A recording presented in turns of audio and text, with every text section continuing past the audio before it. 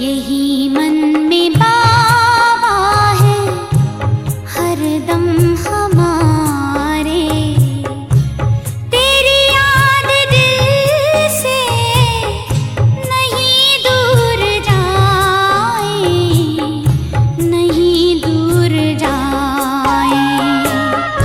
मिले शक्तियाँ सिद्धियाँ सब खजाने, तो भी प्यार तेरा नहीं भूल पाए, नहीं भूल पाए। यही मन में बाबा है हरदम हमारे।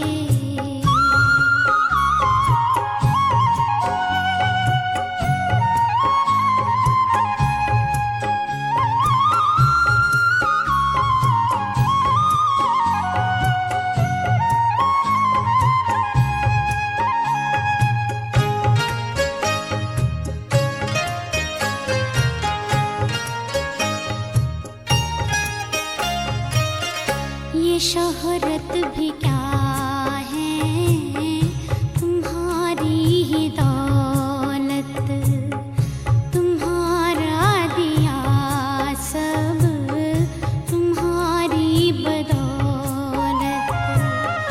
तुम्हारे ही हम हैं, तुम ही हो हमारे, इसकी सिवा याद कुछ भी ना आए, कुछ भी ना आए। यही मन में बाबा है हरदम हमारे।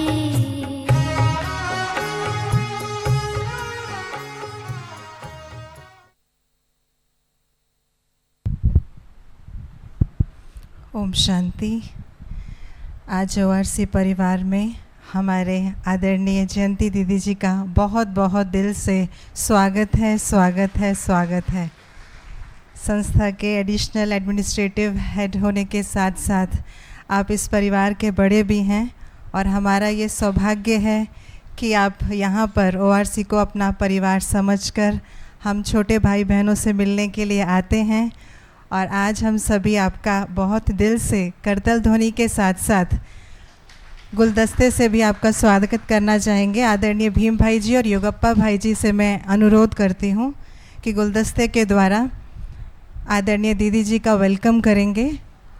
और गुरप्रीत बहन हमारे आदरणीय भाई साहब की ओर से आदरणीय जयंती दीदी जी का गुलदस्ता देकर स्वागत कर रहे हैं। हम सभी करतल ध्वनि से उमंग उत्साह से भीम भाई, योगप्पा भाई जी और गुरप्रीत बहन को सहयोग देंगे। आपका आना यहाँ पर हमारे लिए सौभाग्य है दीदी, और जो पालना आपने मम्मा बाबा से और दादियों से ली है वो पालना हमें भी देने के लिए आप यहाँ पर आते हैं। तो हम आपसे अनुरोध करना चाहेंगे कि आप हमारे अंदर भी वो शक्ति भरें जो आपने दादियों से प्राप्त की। आदरणीय जयंती दीदी जी। ओम शांति।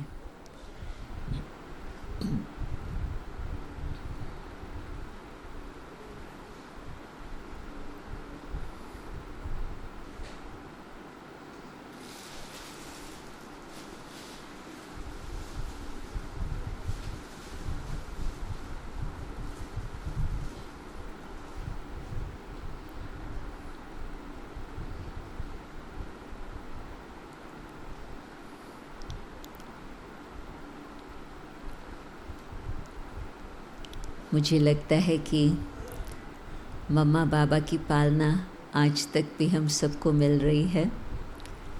जैसे ही 25 तारीख जब दादी जी का मधुबन में भोग लगा तो बहुत सुंदर संदेश था। मोहिनी दीदी ने ही भोग लगाया था, तो शायद आप लोगों ने सुना होगा, सुना था।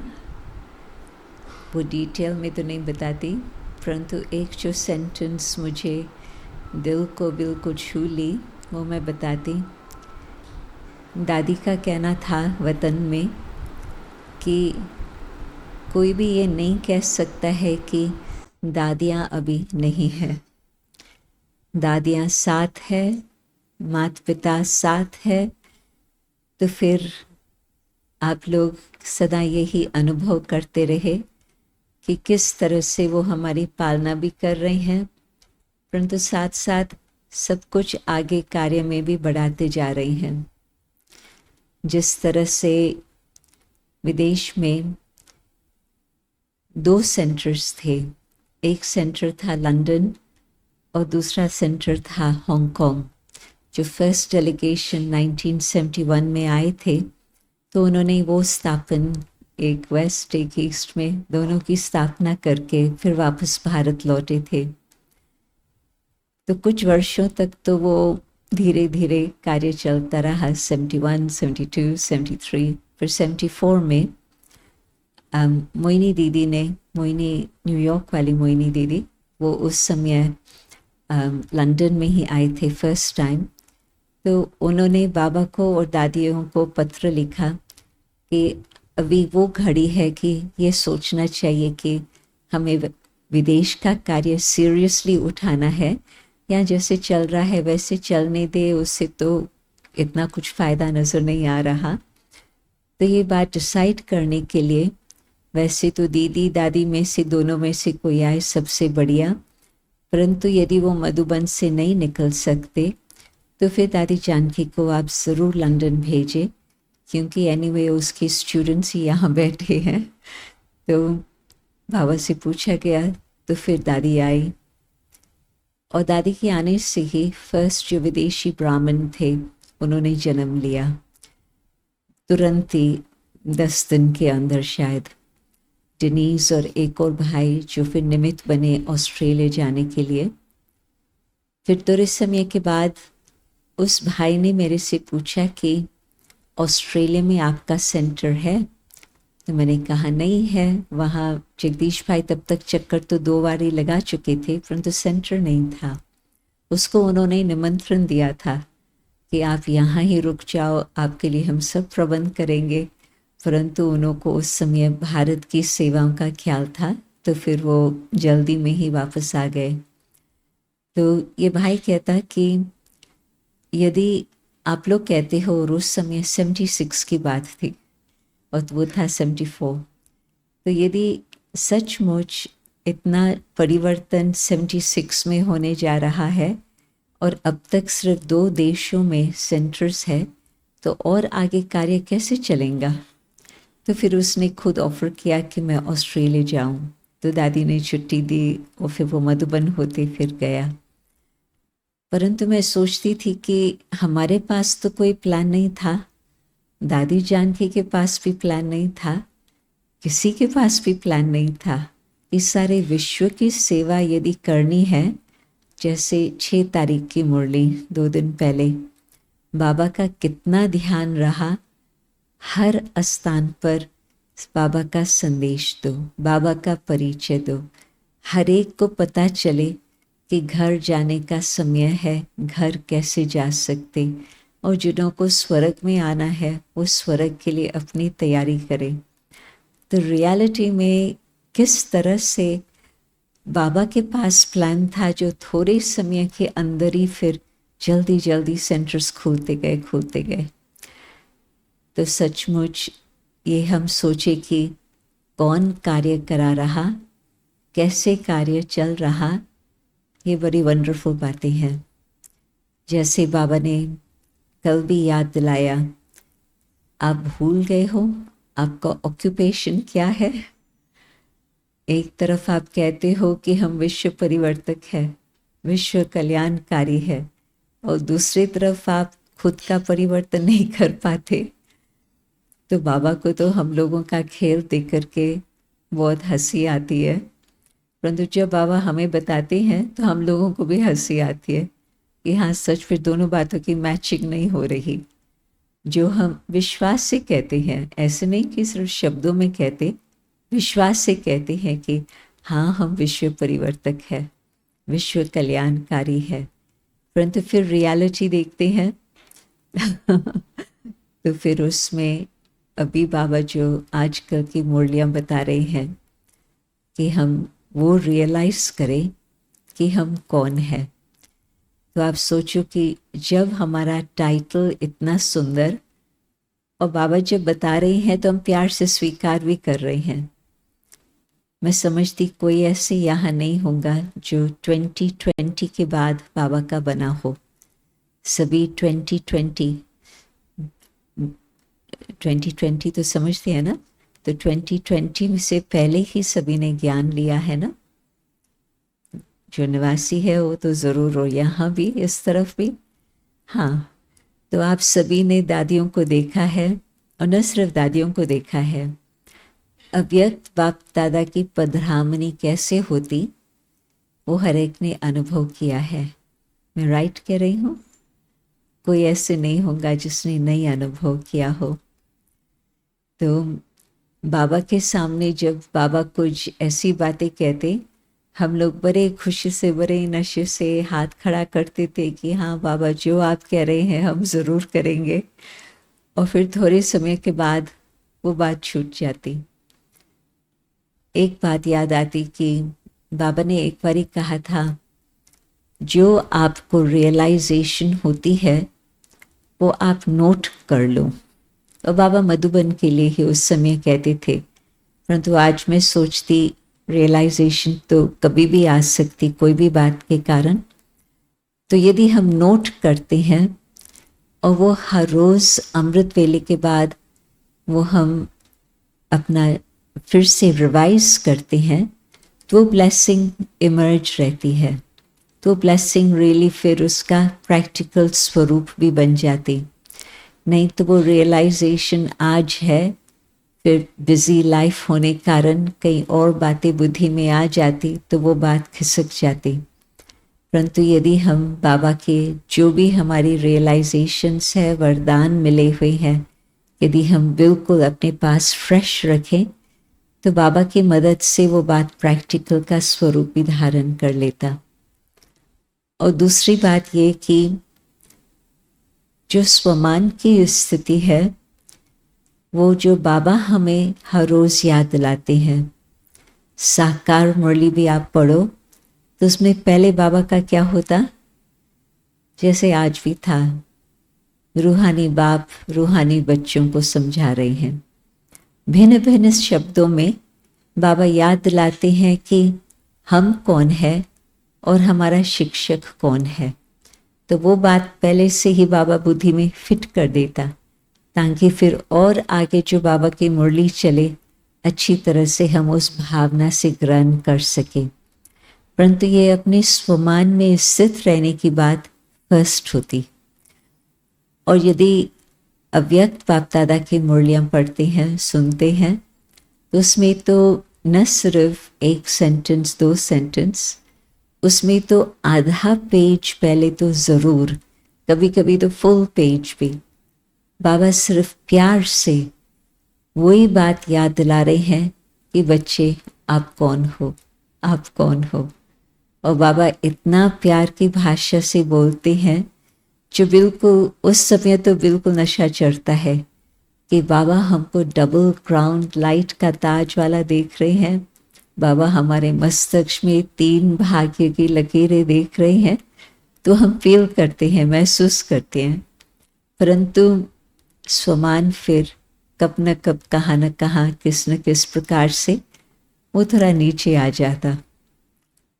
तो कई लोग मेरे से ये प्रश्न पूछते हैं कि स्वमान की स्थिति और फिर अहंकार की स्थिति में क्या अंतर है। कोई कहेगा कि उसकी बहुत लाइन नाजुक है, सफल है, इतना समझ में नहीं आती है कई बारी। परंतु जिस तरह से बाबा हमें अनुभव भी कराते और साथ साथ बाबा उसका बहुत क्लियर एक्सप्लेनेशन भी देते, तो सचमुच बहुत क्लियर है। स्वमान की स्थिति में नम्रता भी होंगी और औरों को हम मान देने में संकोच नहीं करेंगे। अभिमान की स्थिति है तो उसमें निर्माणता तो बिल्कुल नहीं आ सकती, और हम औरों के लिए सोचेंगे हम इसको मान क्यों देवें। परंतु जब अपनी स्थिति स्वमान की स्थिति है, उसमें नम्रता ज़रूर होती और उसमें ज़रूर हम सबके लिए सोचते हैं कि हमारा उनों के साथ व्यवहार किस प्रकार से होना चाहिए। क्यों? क्योंकि आज वो मेरे संस्कार बन रहे हैं। उसको ज़रूरत है मान की, नहीं ज़रूरत है मान की, डिज़र्व करता है, उसके अंदर वो क्वालिफ़िकेशन है या नहीं है, वो हमारा काम नहीं है सोचना। हमारा काम है मान दे करके चलना। क्यों? क्योंकि स्वमान की स्थिति में हम उसमें कोई संकोच नहीं करेंगे। स्वमान की स्थिति नहीं है तो फिर हम सोचेंगे कि हम उसको मान देंगे, फिर नेक्स्ट टाइम भी वो एक्सपेक्ट करेगा, फिर हम क्या करेंगे, या अभी हम उसको मान देते हैं तो दूसरा भी एक्सपेक्ट करेगा, तो बहुत सारे फालतू संकल्प चलेंगे। परंतु स्वमान है तो हाँ, हर एक जो भी सामने आता है उसको बड़े मान से, इज्जत से हम संबंध रख सकते। तो ये एक बहुत पहले टॉपिक है, अपने खुद के स्वमान को बिल्कुल मजबूत बना करके रखने का। क्यों? क्योंकि स्वमान की कमी में फिर आत्मा हमेशा थोड़ी अपने को खाली महसूस करती, तो फिर हम चाहते हैं कि और कोई हमें मान देवे, या इन्होंने मान नहीं दिया, क्यों नहीं दिया, तो वो फिर बहुत सारे व्यर्थ संकल्प भी चल पड़ते, या इसको देना चाहिए था, ऐसे नहीं होना चाहिए था। नहीं, जैसे अभी समय की घड़ी बहुत फास्ट जा रही है, आप लोगों को लगता है ना समय की घड़ी बहुत फास्ट जा रही है। एक सप्ताह के अंदर भी विश्व का समाचार देखो, मालूम ही नहीं होता है क्या से क्या बन जाता। और शुरू में जब मैं पहले बात बाबा से सुनती थी कि शंकर के हाथ में त्रिशूल है, तो बाहर में तो मालूम था कि बॉम्ब्स का कारोबार चलेगा और विदेश में तो वो जल्दी समाप्ति बॉम्ब्स के द्वारा ही होंगी। और भारत के लिए बाबा सदा कहते थे कि ये तीन बातें, हाँ बॉम्ब्स तो है परंतु साथ साथ प्रकृति आपदाएं, और तीसरा फिर ग्रह युद्ध। तो प्रकृति आपदाओं का खेल आजकल जो भारत में चल रहा है, हर स्थान पर कुछ न कुछ हमें समाचार मिलता रहता है। और फिर विदेश में भी, जहाँ पर कभी हमने पहले ये बातें सुनी नहीं थी कि अचानक ही आग लगे। वर्ष के शुरुआत में लॉस एंजलिस के सारी आग की कहानियाँ हर रोज़ सुनते थे, 2 सप्ताह 3 सप्ताह तक। और अभी यूरोप में स्पेन, पोर्चुगल, ग्रीस, इन सब स्थानों पर वाइल्ड फायर्स, फॉरेस्ट फायर्स, वो कहानियाँ चल रही है। तो प्रकृति की बातें भी हम बहुत फास्ट गति से जा रही है। जितना साइंटिस्ट ने एक्सपेक्ट नहीं किया था, उसी फास्ट स्पीड से सब कुछ हो रहा है। डिटेल की कहानी तो सुनाने का मतलब नहीं, परंतु सार में आप समझ गए। यदि आज हमने जो मुझे अंदर का पुरुषार्थ करके अपने स्वमान की स्थिति को बिल्कुल अच्छी तरह से मजबूत नहीं किया, तो कहाँ न कहाँ अहंकार आ जाता, कहाँ न कहाँ डिप्रेशन आ जाता कि मेरे से नहीं होता, हम नहीं कर सकते, हमारे में हिम्मत नहीं। परंतु स्वमान की स्थिति दोनों बातों से बिल्कुल अलग, जिसमें बाबा और वो खुशी, वो नशा, परंतु साथ साथ देने की भावना। जिसको जो ज़रूरत है उसको हम दे सके तो हम देते जाएं, और कोई संकल्प न रखें, न सोचें। परंतु स्वमान की फर्स्ट रियलाइजेशन तो है आत्म स्मृति। तो आत्म स्मृति में आप सोचो कि बाबा ने, जब हम फर्स्ट लेसन सुनते हैं बहुत खुशी से हमारे कई प्रकार के प्रश्नों का उत्तर मिल जाता। परंतु यदि आज तक भी बाबा को हमें याद दिलाना पड़ रहा है आत्म स्मृति, आत्म अभिमानी भव, भिन्न भिन्न प्रकार के शब्दों से बाबा याद दिला रहे हैं, तो दैट मीन्स कि इतना डिफ़िकल्ट लेसन भी है, फर्स्ट लेसन भी है, परंतु आज तक भी यदि बाबा हमें रिमाइंड करा रहे हैं, और बीच में कुछ मुरलियाँ थी जिसमें एक मुरली थी जिसमें 8-10 बारी बाबा ने ये अंडरलाइन किया था, साकार मुरली, कि आत्म स्मृति, आत्म निश्चय, अपने को आत्मा निश्चय समझे।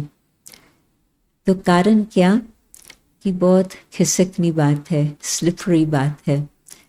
1 सेकंड आत्म स्मृति, दूसरा सेकंड वो खिसक गई बात, फिर हमको याद दिलानी पड़ती है खुद को, और कोई हमें याद नहीं दिलाएगा, हमें खुद को याद दिलानी होती है।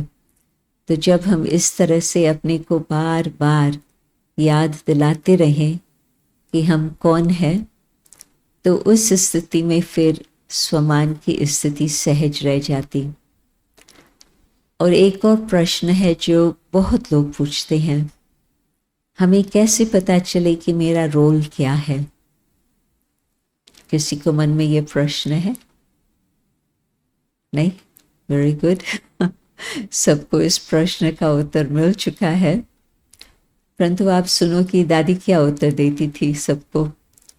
दादी का कहना होता था, सारे कल्प में हमारा श्रेष्ठ रोल रियलिटी में ये है कि हम ईश्वरीय संतान हैं, ईश्वर के हम बच्चे हैं, और वो प्रैक्टिकल रूप में हम वो अनुभव करें। इससे और अधिक बड़ा रोल कुछ हो सकता? सतयुग में भी उससे कम दर्जे का रोल कहेंगे, बाद में तो बहुत ही कम, परंतु अभी जो हमारा रोल है, और ईश्वरीय संतान के नाते से कई बार बाबा जैसे कल भी याद दिलाया खास कि भगवान नई दुनिया स्थापन कर रही हैं, प्रकृति को सारा परिवर्तन करके नया संसार बना रहे हैं, परंतु बाबा अकेले नहीं कर सकते। आप मानते हैं बाबा अकेला नहीं कर सकता? भगवान भगवान है, सर्वशक्तिवान है, छू मंत्र से सब कुछ कर सकता, परंतु बाबा हर प्रकार से कायदे से चलते भी हैं और हमें सिखलाते भी हैं कैसे कायदे से चलना होता। तो out of law, out of line बाबा नहीं कुछ करनी चाहता है। और यहाँ पर लॉ ये है कि जो करेगा सो पाएगा। यदि भगवान ही सब कुछ करेगा, पाएगा कौन? नया संसार एंजॉय कौन करेगा? भगवान तो खुश है ऊपर बैठ करके सब कुछ देखने में, तो फिर कायदे अनुसार, परंतु प्यार के हिसाब से भी बाबा कहते मैं कुछ अकेला नहीं कर सकता, मुझे मददगार चाहिए। तो बाबा बच्चों को फिर चांस देता है अपना भाग्य बनाने का, भगवान के कार्य में कुछ कुछ मदद करने का, तो फिर वो रोल बन जाता। परंतु रोल कॉन्शियस भी न बने, सोल कॉन्शियस बने, तो उसमें बस ईश्वर और मैं। योग के लिए भी बहुत सारे लोग प्रश्न पूछते हैं, और इस बारी अगस्त मास में लव में आप लीन रहो, मर्ज रहो, और अभी फिर इस मास में बिल्कुल ज्वालामुखी योग हो।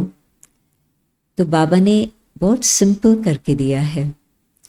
ज्वालामुखी योग नहीं तो कोई समझे कि क्या होता है, कैसे होता है, समझ में नहीं आता, परंतु अभी जिस तरह से बाबा एक्सप्लेन कर रहे हैं बहुत सिंपल। मैं और बाप, उस बीच में तीसरा न कोई, तीसरा कोई संकल्प भी न आए, और बाकी संकल्प मर्ज हो जाए, और बस बाप और मैं। इतनी सिंपल डेफिनेशन योग की। तो हम कोई भी बात को कॉम्प्लिकेटेड बना लेते हैं तो हमारे लिए कठिन बन जाता।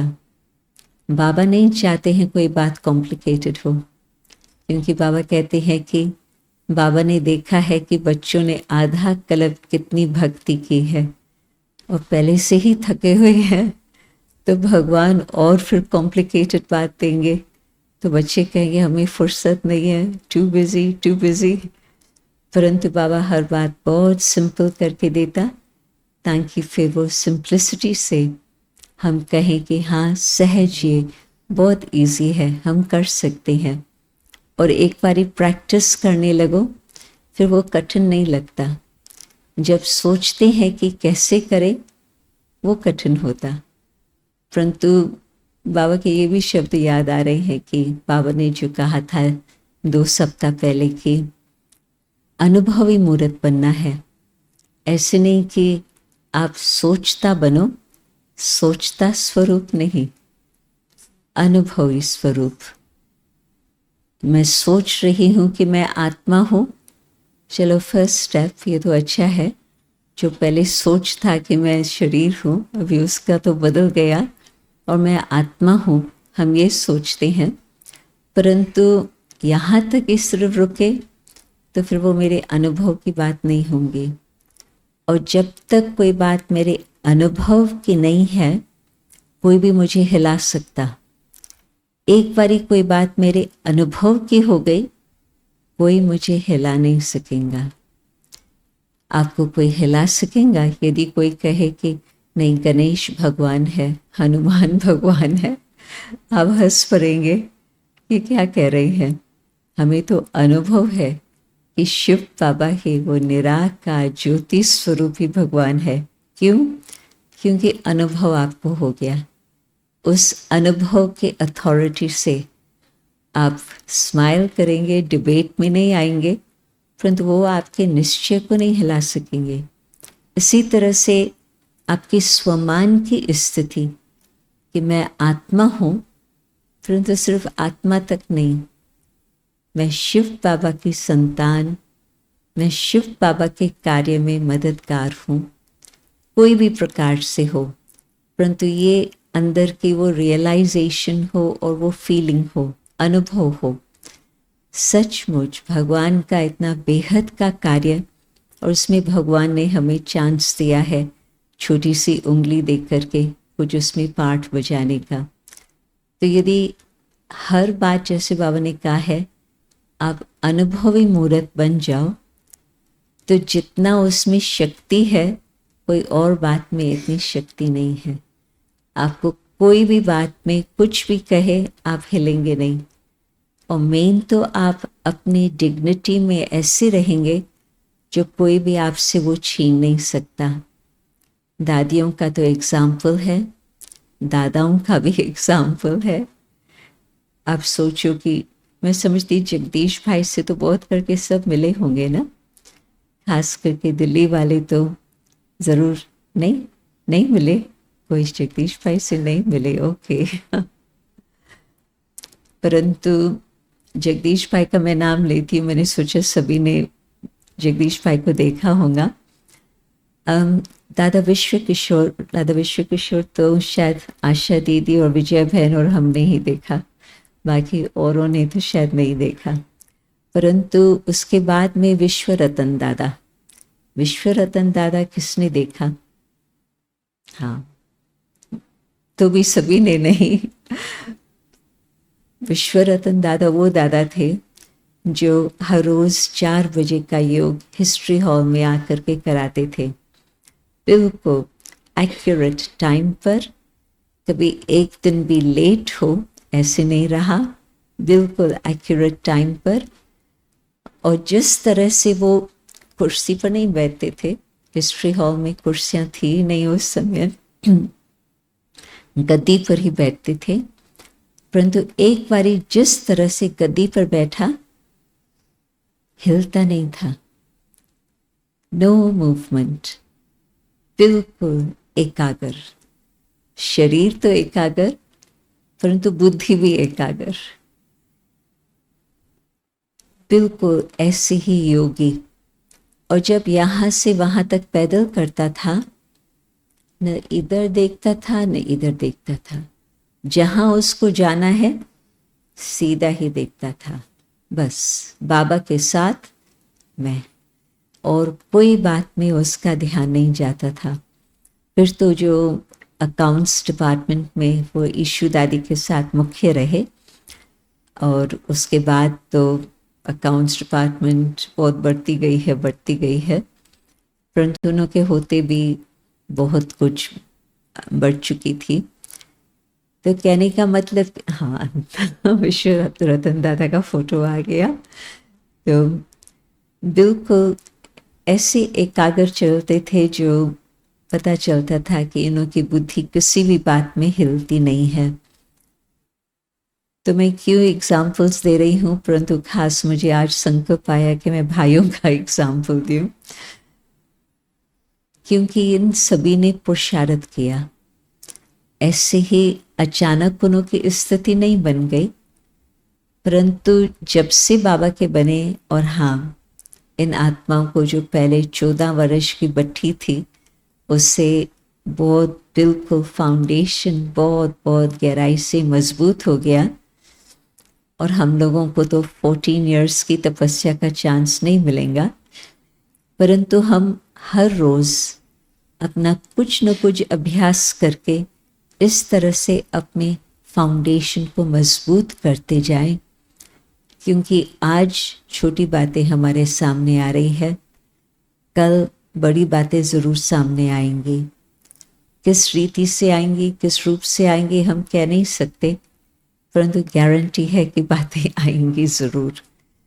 तो उस समय भी हमारी स्थिति ऐसे हो जो हम बिल्कुल हिले नहीं, ऐसे न सोचे कि कौन मदद मुझे करे। बाबा का एक बल, एक भरोसा, उसका सहारा, उसकी मदद, और हम फिर अनेक आत्माओं के लिए मददगार बन सके। हमें किसकी मदद चाहिए? फेल। परंतु हम बाबा के निमित्त हैं, तो हमारे द्वारा किसको सहयोग मिले, कुछ मदद मिले, तो वो तो अच्छी बात है। तो हम बाबा के मददगार सचमुच रह सकेंगे। तो बाबा जो कहते हैं कि हर बात का एक्सपेरिमेंट करके आप खुद उसका अनुभवी बन करके वो अनुभव की शक्ति अपने में जमा करते चलो, तो आपका निश्चय का जो फाउंडेशन है बहुत ही मजबूत होगा। अब सोचो कि जिस समय साकार बाबा ने शरीर छोड़ा, किसी ने भी ज्ञान नहीं छोड़ा। जितने भी आते थे वो उसके बाद भी आते ही रहे। किसकी भी कहानी मैंने नहीं सुनी कि वो ज्ञान छोड़ दिया।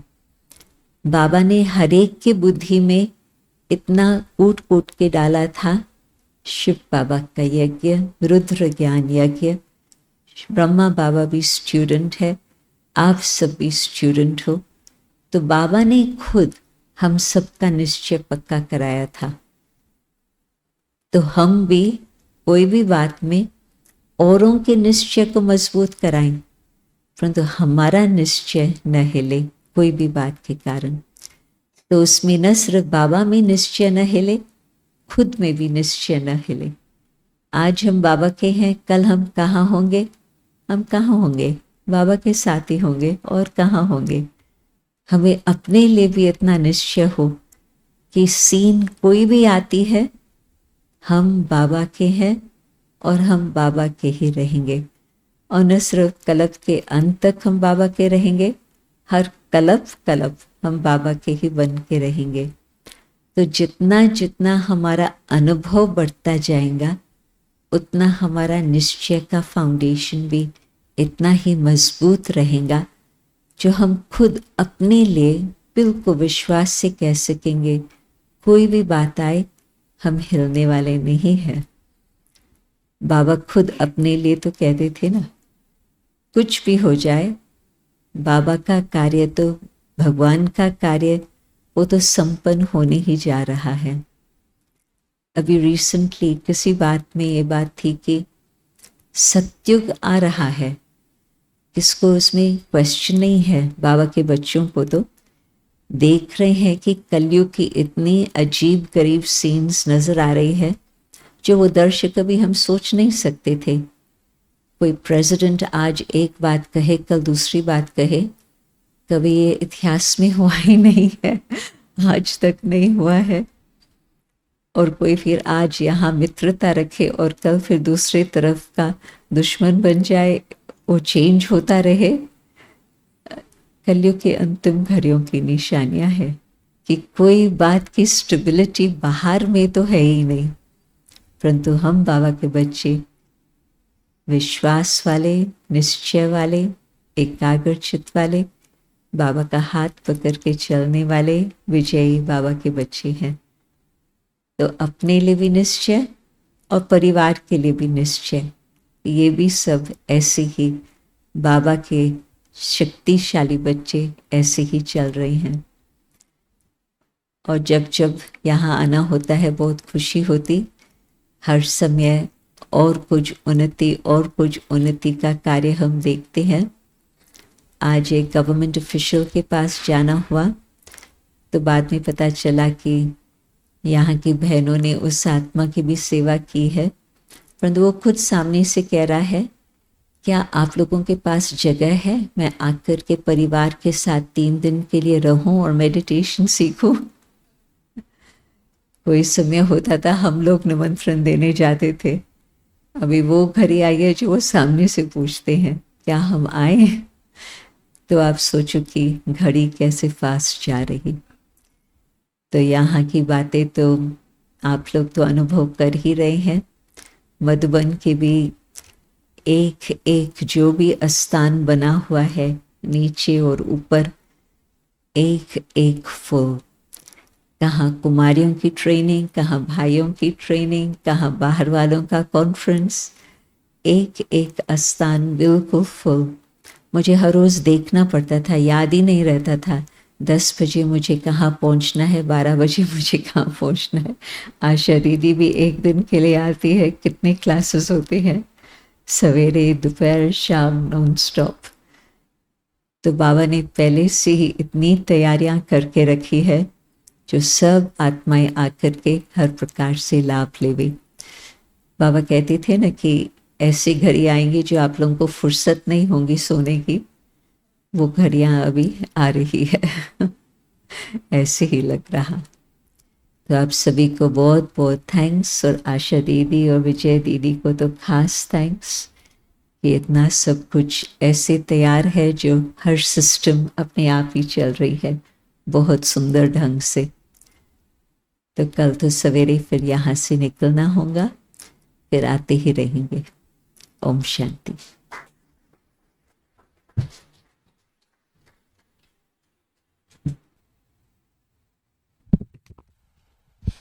ओम शांति। दीदी जी आपका बहुत बहुत थैंक्स। आपने पूर्वजों के अनुभव भी हमारे साथ शेयर किए और हमें ये भी स्मृति दिलाई कि वर्तमान समय अभी हमें किन बातों को ध्यान में रखते हुए अपने पुरुषार्थ को आगे बढ़ाना है। तो आपका फिर से एक बार बहुत बहुत शुक्रिया, ना सिर्फ क्लास कराने के लिए लेकिन इस परिवार को अपना समझकर यहाँ आकर अपनी पालना देने के लिए भी।